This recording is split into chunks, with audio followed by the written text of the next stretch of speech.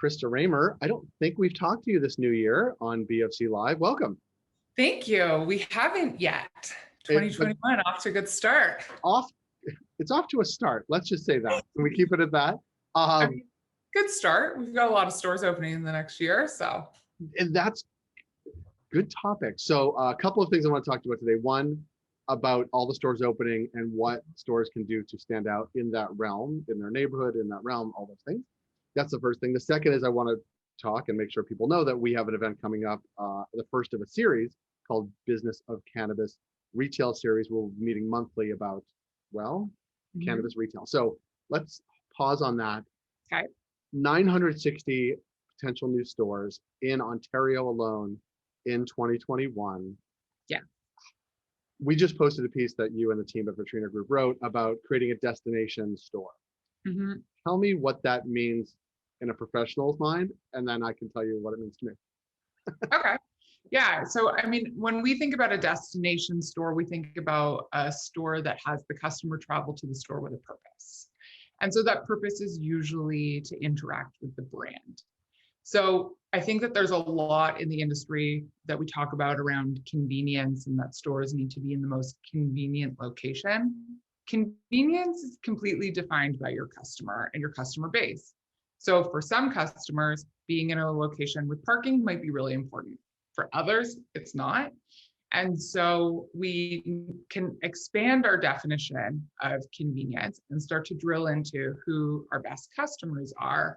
And you start to generate a store, create a store around that customer. So that when they go, all of their values are reflected back at them in terms of physical space, as well as the social interaction with bartenders and managers or whoever else is at the store. And so I think maybe it would be helpful, what kind of retail environment outside of cannabis do you think of when you think of as a destination store for yourself? Well, that's a good question. I was just thinking about that. And the one that comes to mind, it's not retail per se, but there is definitely a destination. A lot of people do make this a destination, and that is my barber at B-Side Barber. It actually happens to be near my house, but people come, I think, from far and wide because of the experience. Of course, it's a good haircut and beard trim, but the experience itself is very unique. I've sent people there from all over the city. There are thousands of records. You choose your record. The record goes in the record player. It is a proper sort of barbershop plus hipster environment plus music. Like it is a destination place. And so all of your values get reflected back in that space. So you just self-identified as a hipster. So there you go, Jay. But the music and creating an atmosphere, all of the things that are important. The alternative for you would be that you could probably find a barber around the corner from your house that does like a $7 cut and you're in and you're out. There's nothing to that experience in the way that you define what you want as an experience. So you're willing to pay a premium for a different kind of environment because you feel like what's happening in that environment really reflects what's important to you. Yes. I even think, can I even give a different example? Sure, yeah. Because this may be actually a more apt example. No Frills, there are hundreds of No Frills in the GTA. Our No Frills at Lansdowne and College, Lansdowne and Dundas and College, feels different than the Lansdowne at the Duffer Mall, which is actually closer, right? So like, this is like really West End politics, but like there is a difference because they're all slightly different ownership. The one that we go to is a little bit further away, is our destination, is where we've been going certainly for the past year, because it feels right, both from a safety perspective, but also like it feels like a different kind of place than all the other No Frills. Right. So I think No Frills is a really interesting example because they have this corporate brand that is so easily identifiable. You go by a store, you know exactly what it is. If you were to see a picture of a No Frills, you would know exactly which store it is without any branding in it. And that is really compelling when you start to get ownership who really understands the community and the customer that they're servicing. And so the products, as well as where the products show up in the store, become a deeper reflection of kind of what that ownership has interpreted is important to the customer and how we position it. So you can have a no frills in a specific area in Toronto that carries, for example, a lot of Indian foods or spices in one section of the store, where if you go to another area in Toronto, they might not have any Indian selection. They might have more Mexican options. And so they're really honing into who the customer is that's shopping at that store, but maintaining a corporate brand across all of their locations. I'm seeing a good parallel and analog to what's happening in cannabis, because we've seen in Toronto and other places, there are some brands that have lots of locations. And I guess the question is how to turn any specific one of them into a destination. That is that's what you wrote about, but also that's the juicy part of it. Yeah, I mean, not every single retailer either wants to be a destination store or can be, right? Like there are some instances where retail environments are maybe best suited not to be a destination. Think about a convenience store, for example. But when you get into a destination store, what you're thinking about is the relationship that you have with the customer, and that they're willing to go outside of their regular life to make a specific visit just for you. And they're coming to you for a really specific reason. What we have seen so far is that like dropping a couch in a store or a chair or a seating area sometimes is an effort towards making a space a destination, saying we're going to make our customer feel at home here. But the reality is that that chair or seating area needs to have a purpose that's directly linked back to why the customer came to your store in the first place. So a seating area would be an area that is utilized to create some kind of cultural engagement. I think a really good example of this is if you start to think about cigar shops and like people coming in and hanging out and talking about the product and really this like laissez-faire, let's deep dive on product.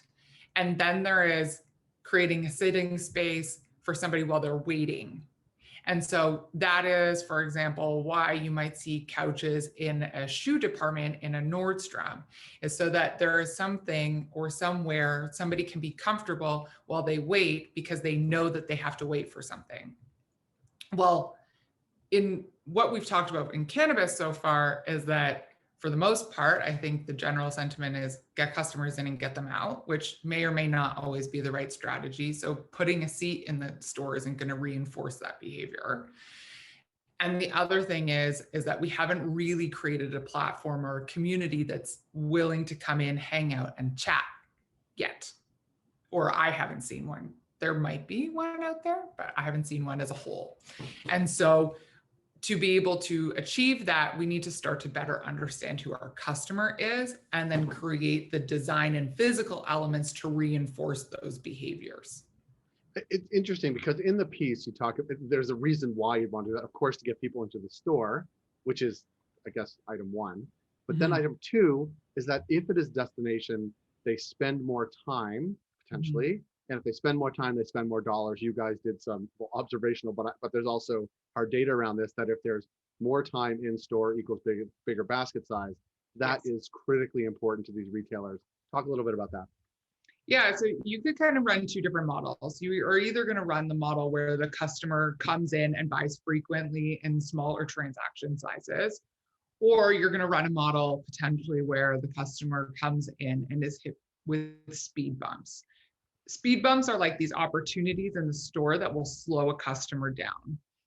Meaning that they're not going to come in from the age gate and go directly back to the cash desk, but there are things that will pique their interest along the way. If the customer is in the store longer, we have an opportunity to do a couple different things. Introduce other products that maybe they didn't come in anticipating to find, and creating an environment where a team member can intercept that customer and really get down to the bottom of why the customer came to the store in the first place. So by creating that longer dwell time in the store, you're opening up the door of opportunities for transactions. Yes, There is definitely a group of customers who are currently shopping at stores who know what they want. They come in to get it and they leave. That can be facilitated by a certain kind of activity or the way that the store is set up. But who's the customer of tomorrow, and how do we start to access them as well, and or create a relationship with a customer that they don't just want to come in and grab it and leave. And so there is an opportunity in both of those spaces. Well, so that part is amazing. Everything you just said, I say this to you, even when we're not sort of on the air, in that I've been learning a lot from you and the team over the past year as we've been working together. But I also, through this retail series, which I mentioned next week on the 3rd, we'll actually be talking a lot about actually how to design that and actually build that out, because with 960 new stores opening, relative short time horizon to get them open, the finding good people to help you design, helping get sort of the general contractor in and do the building, like these things are mission critical to get to day 0, and then to move from day 0 to day 1, right? That's also important. We're going to have an event on February 3rd. Encourage people to register. You can find it on our website in the event section. But we will, 1, talk to a retailer who's done this. 2, talk to a general contractor who's done this a number of times over.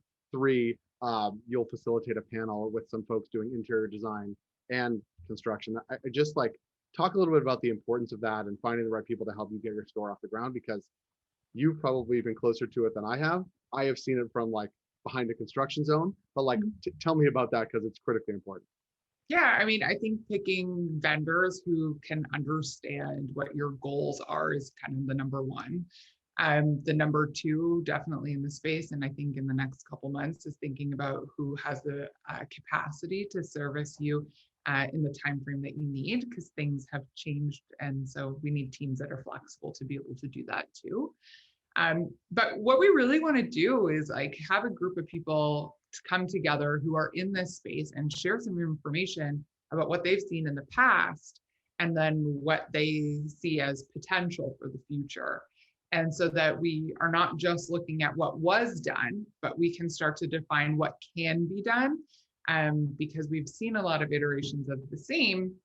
And so how do we get into making and figuring out where we can push to be different? Yeah, I'm really excited about the event on Wednesday the 3rd, but also about the series going forward this year, because 1, it's a great partnership that we have with you. 2, we end up learning a ton every time we talk.